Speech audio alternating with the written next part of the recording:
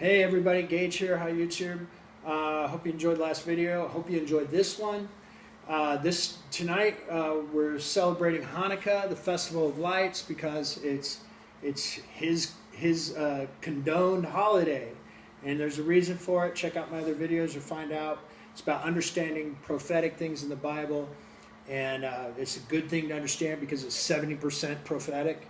But there's layers and layers of meanings, and I'm just scratching the surface, and what I'm trying to do is provoke you to study and learn and find out what this unbelievable book, that the prophecy in it proves to us that there is a God, and that he is God, and he is who he says he is.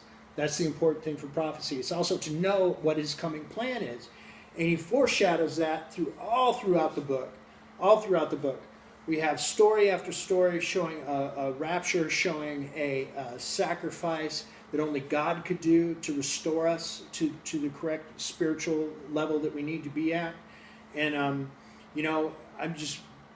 I needed that. I'm a sinner. I needed salvation. And I found it in this book, and he called me to love him.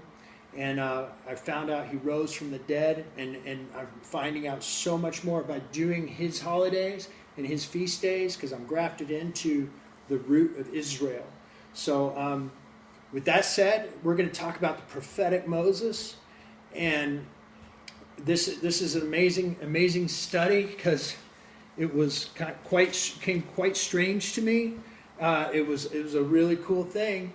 I was in Israel, and I was sleeping, and I think I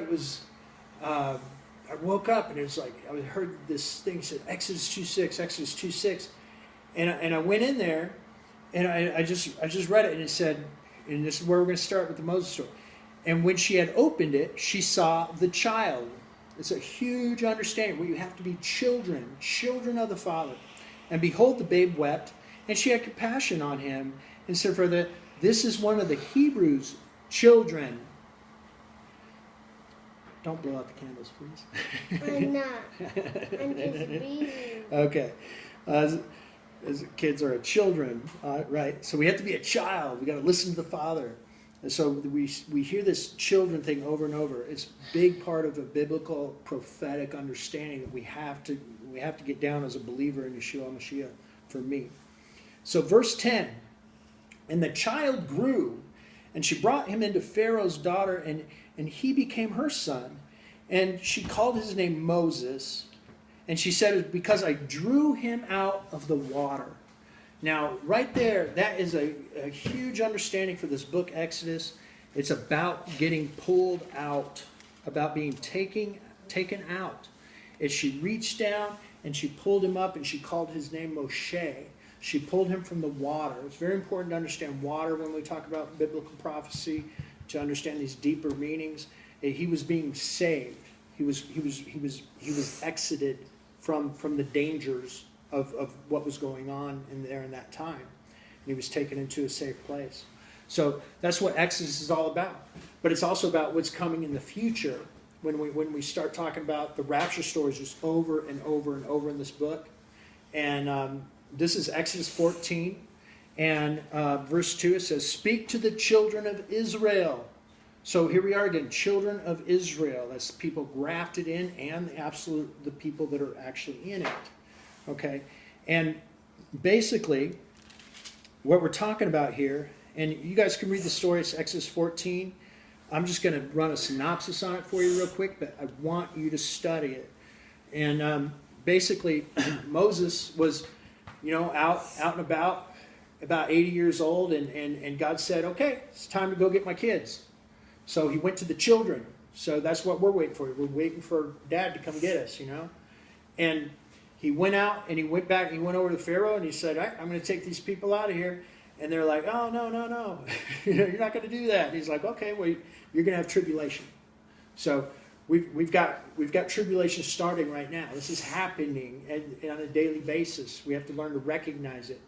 And what's going on is this is the prelude to him coming and getting us. So he's warning him. He said, hey, I'm coming. You're going to have a hard time. I'm going to get my kids out no matter what. So they did all these things and stuff, and finally the angel of death came through and took all the firstborn that didn't have the blood of the lamb on the wood post above the house. It's a foreshadowing of Yahshua blood on the cross. If they didn't have the lamb's blood up there, the child would die. So we want to make sure that we have Yeshua's blood on us, that we accepted that sacrifice. We want to make sure we put it on our doorpost so that when he comes out to get us, we can be taken to safety. So he's taken them out of the town, and they get to the Red Sea, and the people are all worried, and they're just going, wow, we're brought out here for you to kill us, and they're just going to murder us. We could have worked there. We could have stayed in the world, and we would have been fine. This is getting terrible. And he says, hey, trust me. Trust me. And he says, Moses, raise up your rod and staff, and the waters flew apart. Now here's the water again.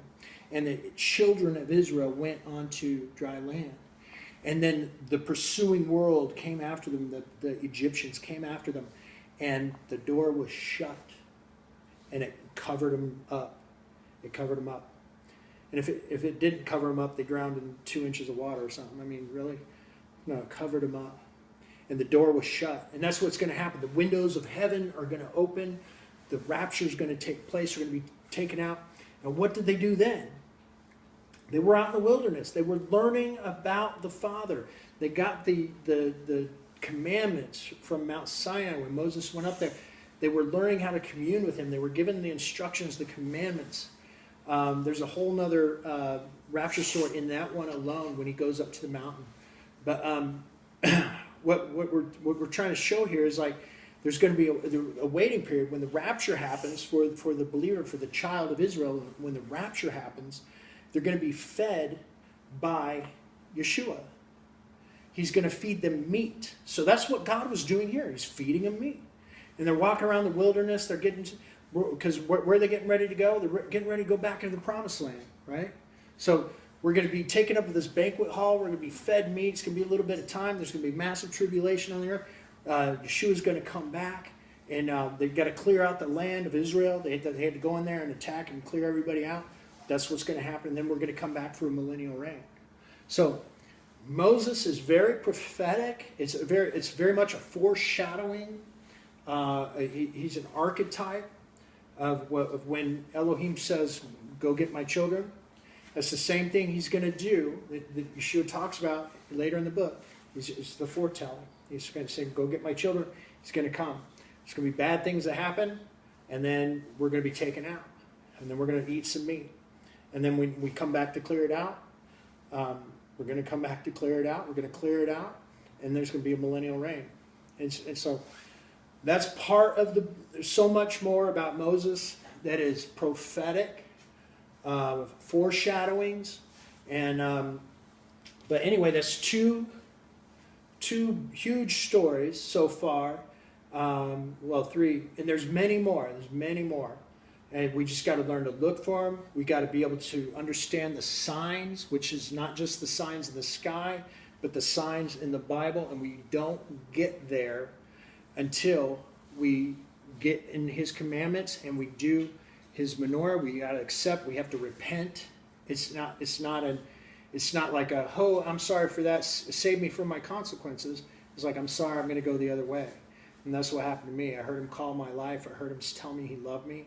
And I responded, and it changed me. I'm not the same person. Those of you, my friends, I'm not the same guy. So, and I'm sorry for anything. I've changed, but it's been a great thing for me.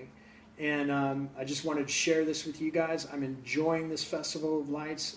Everyone should participate in it. And watch my other video on why.